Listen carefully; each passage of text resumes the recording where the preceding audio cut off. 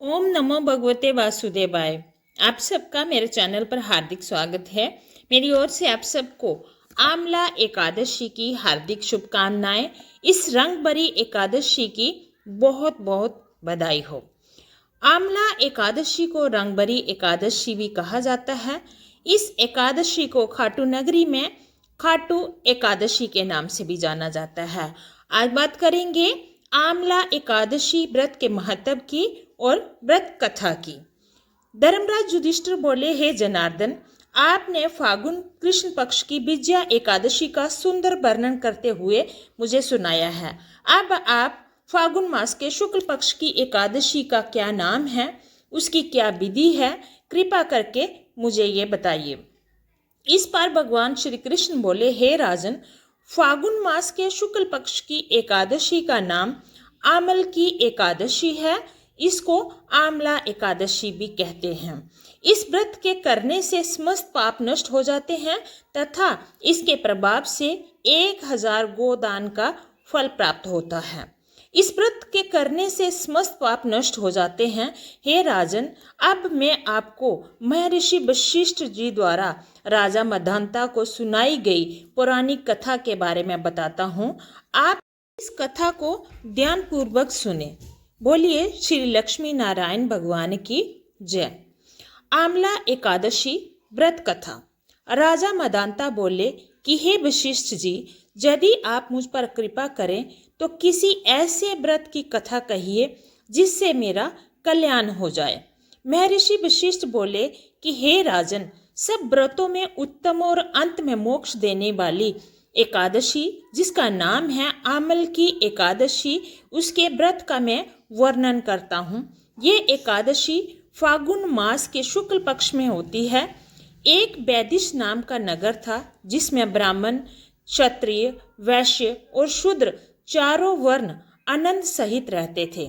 उस नगर में सदैव वेद ध्वनि गूंजा करती थी तथा पापी, दुराचारी और नास्तिक उस नगर में कोई भी नहीं था। उस नगर में चेत्रथ नाम का चंद्रवंशी राजा राज्य करता था। वह अत्यंत विद्वान तथा धर्मी था। उस नगर में कोई भी व्यक्ति दरिद्र व कंजूस नहीं था। सभी नगरवासी भगवान विष्णु के भक्त थे और अबाल, वृद्ध, स्त्री, पुरुष एकादशी का व्रत किया करते थे। एक समय फागुन मास के शुक्ल पक्ष की आमल की एकादशी आई। उस दिन राजा, प्रजा और बाल वृद्ध सबने हर्षपूर्वक व्रत किया। राजा अपनी प्रजा के साथ मंदिर में जाकर पूर्ण कुंभ स्थापित करके धूप, दीप, नैवेद्य, पंचरत्न आदि से दात्री जानी आमले का पूजन करने लगा और इस प्रकार स्तुति करने लगा, हे दात्री, तुम ब्रह्म स्वरूप हो, तुम ब्रह्मा जी द्वारा उत्पन्न हुए हो और समस्त पापों का नाश करने वाले हो। तुमको मेरा नमस्कार है। अब तुम मेरा आद्य स्वीकार करो। तुम श्री रामचंद्र जी द्वारा सम्मानित हो। मैं आपसे प्रार्थना करता हूँ कि आप मेरे समस्त पापों का नाश करो। उस मंदिर में सबने रात्रि को जागरण किया और भगवान विष्णु की पूजा की। रात के समय वहाँ एक बहेलिया आया जो अत्यंत पापी और दुराचारी था।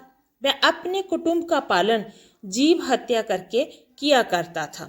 भूख तथा प्यास से अत्यंत व्याकुल वह बहेलिया इस जागरण को देखने के लिए मंदिर के अंदर एक कोने में बैठ गया और भगवान विष्णु तथा एकादशी महात्म्य की कथा सुनने लगा जो उस मंदिर में राजा अपनी प्रजा के साथ बैठकर कर रहा था।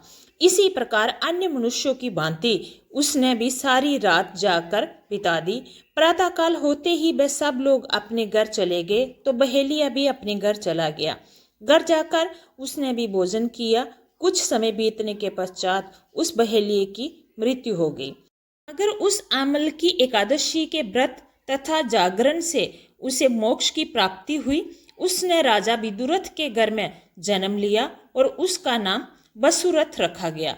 युवा होने पर वह चतुरंगिणी सेना के सहित तथा धन धान्य से युक्त होकर 10,000 ग्रामों का पालन करने लगा। वह तेज में सूर्य के समान, कांति में चंद्रमा के समान, वीरता में भगवान विष्णु के समान और क्षमा में पृथ्वी के समान था। वे बहुत ही नेक दिल राजा थे।